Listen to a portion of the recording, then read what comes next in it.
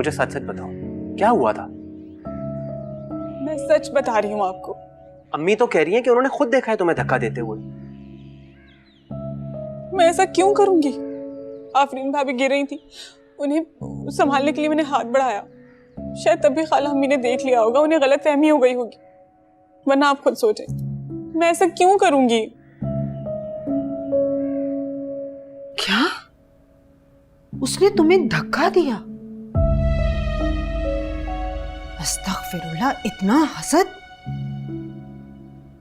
उसकी अपनी गोद जो सुनी है, खौफ बैठ गया होगा उसके अंदर, अंदर ही अंदर डर गई होगी। किसी तो हो जाएगी औलाद और ससुराल में धाक बैठ जाएगी। वो तो शुक्र है खुदा का, अल्लाह ने तुम्हें तुम्हारी गोद उजड़ने से बचा लिया। वकार से कहो, अगर उसे अपनी खुशियां अजीज हैं और खुशियां चाहता है तो तुम्हें हासदों से दूर रखे। कसम खुदा का, इतना हसद।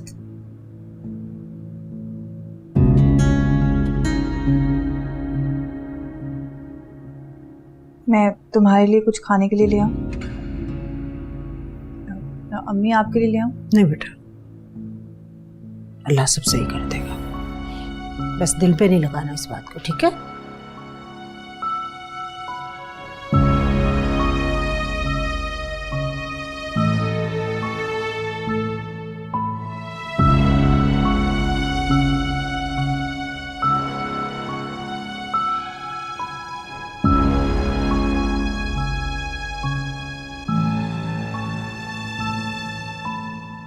ये सब क्या चल रहा है अबरार?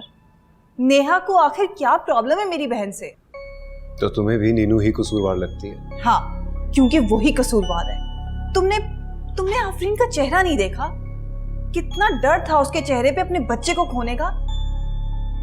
नेहा को इनसिक्योरिटी थी उससे, तभी उसने ये सब कुछ किया। उस वक्त वो मुझसे फोन पर बात कर रही थी, ऐसा कुछ नहीं कर सकती वो। जितना भरोसा तुम्हें है ना नेहा पर, उससे कई ज्यादा यकीन मुझे मेरी बहन पर है। तुम्हारी बहन है ना, तुम तो साइड लोगी उसकी।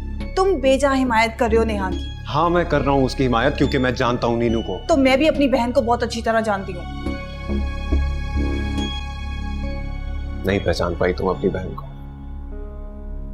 लेकिन मुझे अंदाजा हो रहा है, जैसी वो दिखती है ना वैसी है नहीं। हद है। मत मानो मेरी बात, लेकिन जिस दिन तुम पर हकीकत खुलेगी ना, मानो पछताओगी।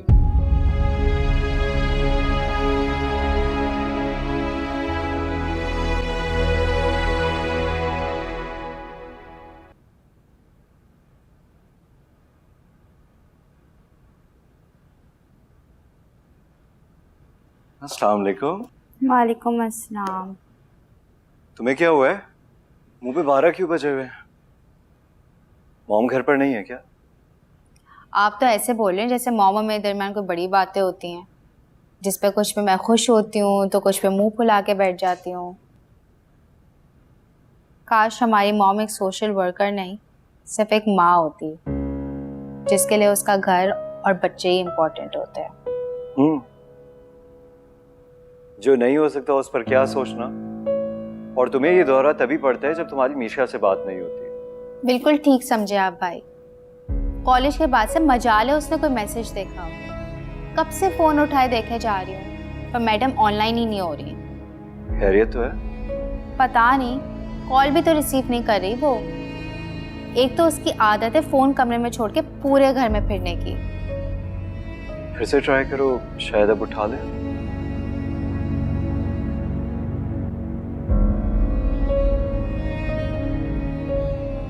बेल जा रही है पर मैडम फोन नहीं उठा रही।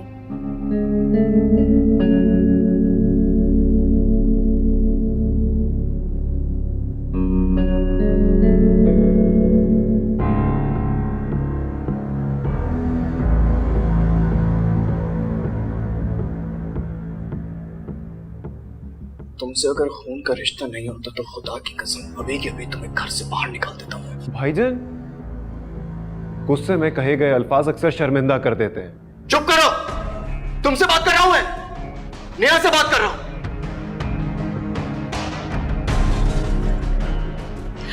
वकार नेहा का कसूर नहीं है, मेरा ही पाँव बस स्लिप कर दो हो। आफरीन, प्लीज अब बस कर दो। मैं इतना बेवकूफ नहीं हूं कि मुझे सही और गलत की पहचान ना हो। जो हरकत तुमने करी है उसके लिए मैं तुम्हें कभी भी माफ नहीं करूंगा। और खबरदार जो आइंदा से तुम मुझे इसके पास भी नजर आई, वरना मुझसे बुरा कोई नहीं होगा।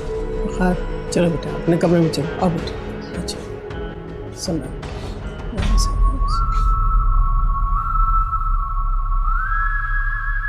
है साजिशी ये दुनिया हुई है, बिखरी पड़ी ये जिंदगी। हाँ ढूंढता जो प्यार था मैं उसी में तबाह।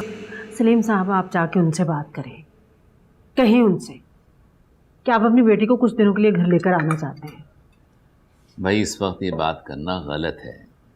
सारी जिंदगी आप गलत सही के चक्कर में पड़े रहे हैं। बस शाजिया तसल्ली रखो, क्योंकि अगर हम ये बात लेके उनके पास जाएंगे तो उन्हें लगेगा कि हम आफरीन की तरफ से उन पे एतबार नहीं कर रहे हैं। वो ये बात अगर सोचते हैं तो उन्हें सोचने दें। मेरी बला से मैं अपनी बेटी को उस घर में नहीं छोड़ सकती जहां हासिदों की नजरें मेरी बेटी की खुशियों पर हों।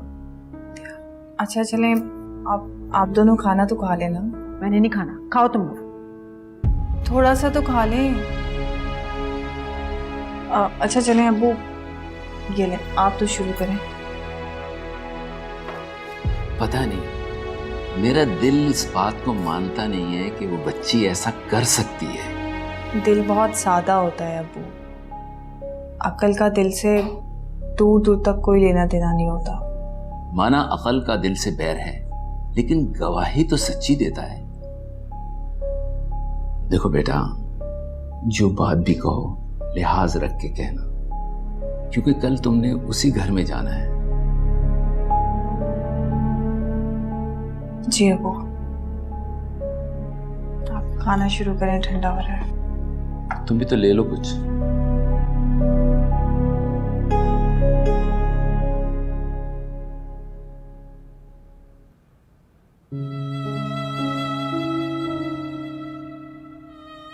मैंने कहा भी था तुम्हें कि कमरे में ही रहना।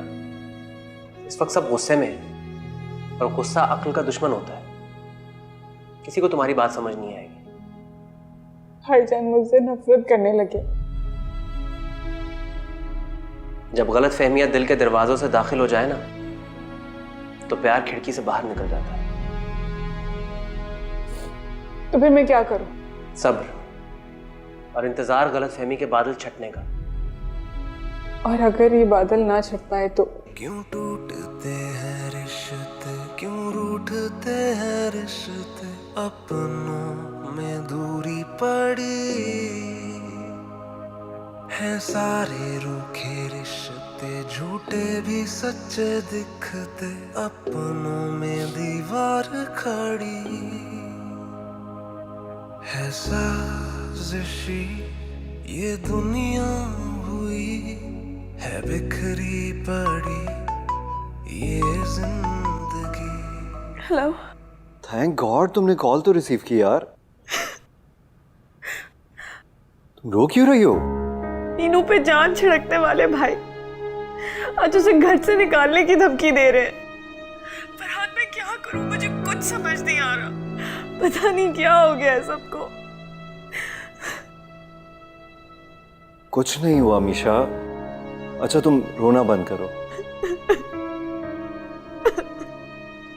मीशा प्लीज। अच्छा अगर तुम चुप नहीं हुई तो फिर मैं अभी घर आ जाऊंगा। ये सब वक्ती परेशानी है मीशा, सब ठीक हो जाएगा इंशाल्लाह। रिलैक्स करो यार। इंशाल्लाह।